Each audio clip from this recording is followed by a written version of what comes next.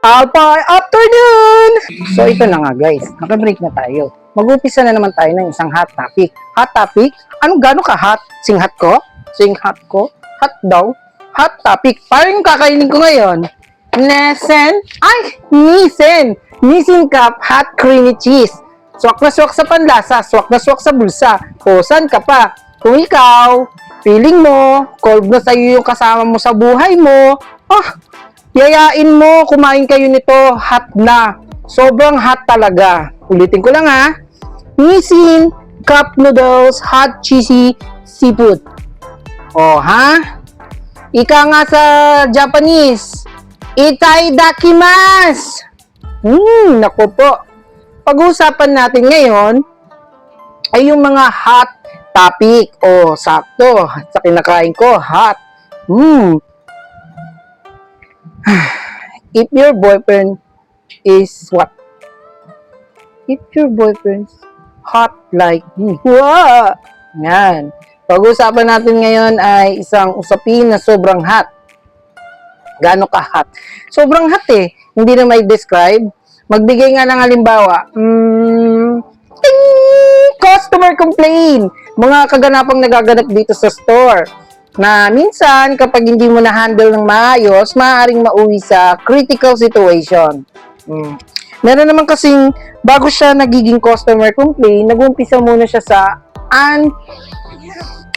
unexpected situation. Paano yun? Yung simpleng bagay lang naman sana, pero biglang napalala. Nauwi siya sa matinding customer complaint. Paalala lang po, naka-break po ako. Ito lang po ang libangan ko. Ang mag-vlog-vlog.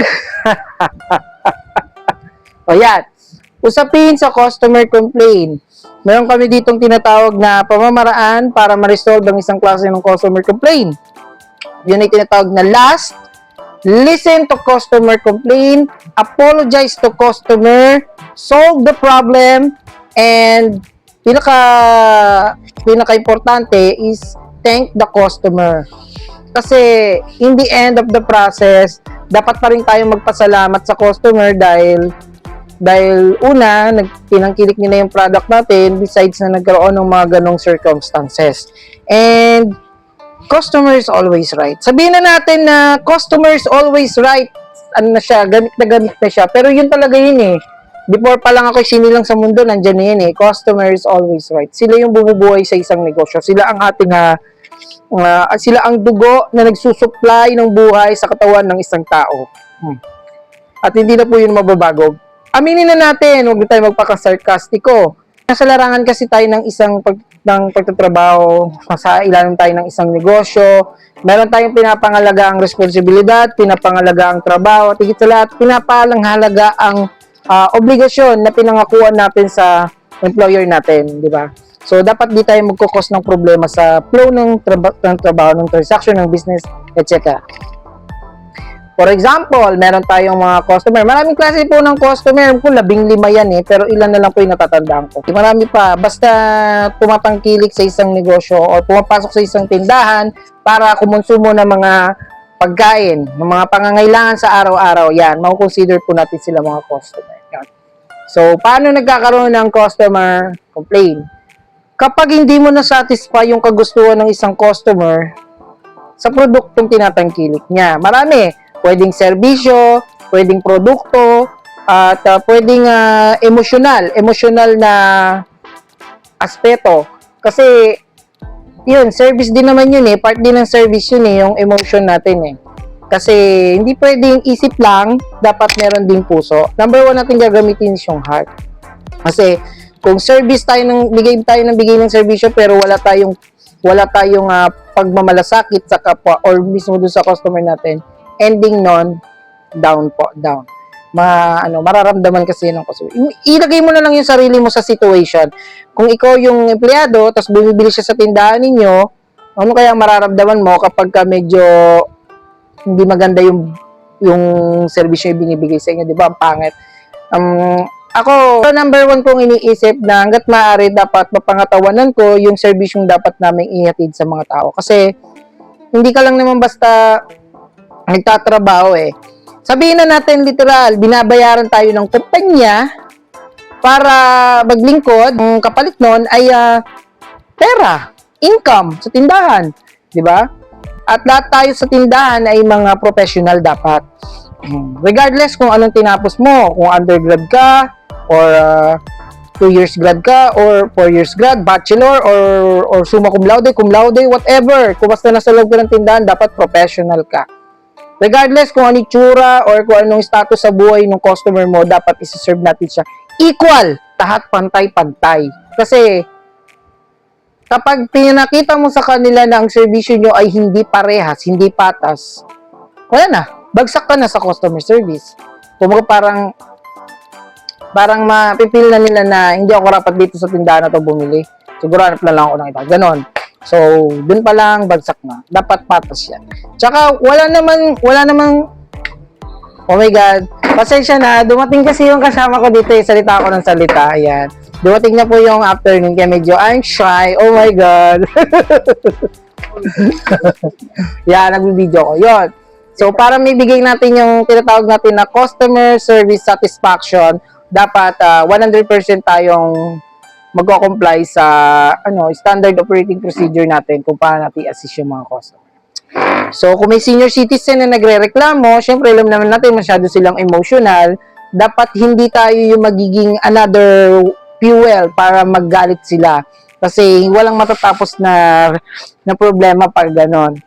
So, tanong lang natin from dun sa solution, yung last, listen, apologize, solve, and thanks. Pakinggan muna natin yung customer kung bakit siya nagagalit. Tapos pag nalaman na natin kung ano yung problema niya, hingi tayo ng tawad.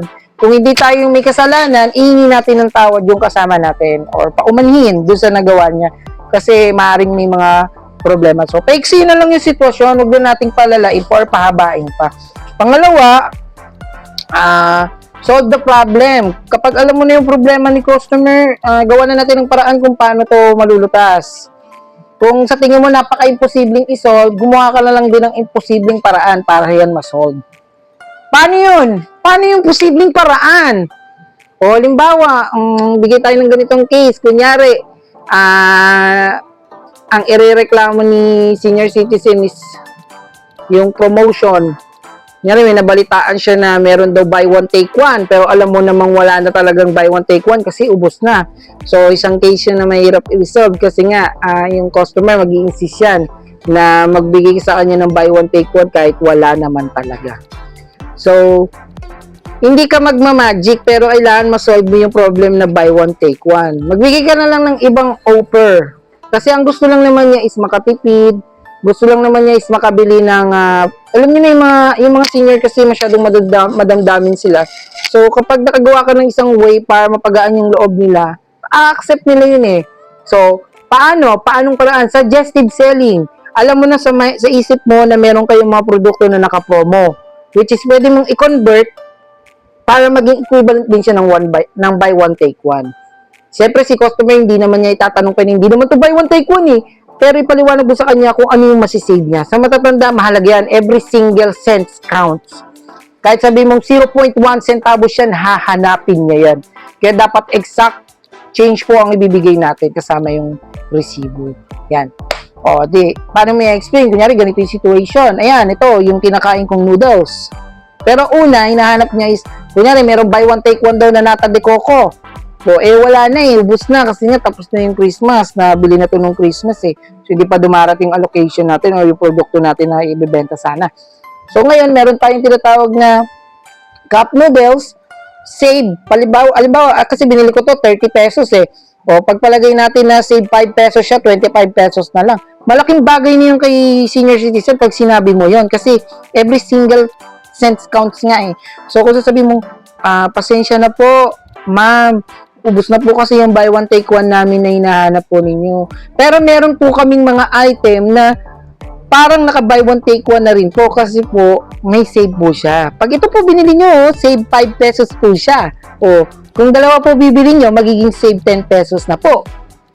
O, parang sa'yo, hindi good. Kasi parang ano lang eh, di ba? Parang hindi ko naman yan kailangan. Pero kasi ang mga senior, sila yung kailangan ma-please mo. Sila yung kailangan mapaunawaan mo na ganito po, makakasave ka ng ganito. Hindi mo sila lolokohin naman eh.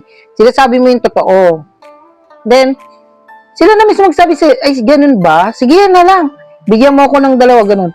Ganun po kasi, bakit ko nasabi? Kasi nagawa ko na. Nagkaroon na ako ng scenario na na-convert ko siya sa ganung situation. Then, ayun nga, na-solve mo na yung solution. Then, magpapasalamat ka kasi una, bumili pa rin naman sila sa tindahan natin eh. Kahit naka-experience sila sa hindi magandang treatment. Pero na-solve mo naman. Tapos, pasalamat ka, sabihan mo na, wag lang basta pasalamat. Kailangan sabihin mo pa rin sa kanila, ma'am, sana po, kahit po nagkaroon ng ganong problema, balik po rin pa rin kayo sa tindahan namin.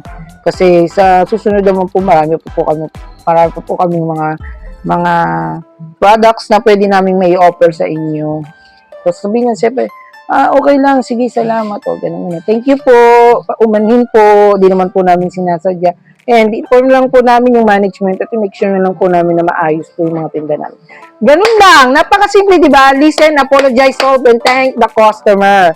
Para hindi na siya lumala, di ba?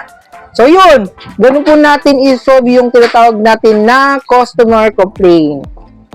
Okay, dahil dyan, umpisahan ko na pong kumain dahil malamig na yung aking pagkain. Kain po, itadakimasu. Maraming salamat. Ako po ulit, si Warsil, dito sa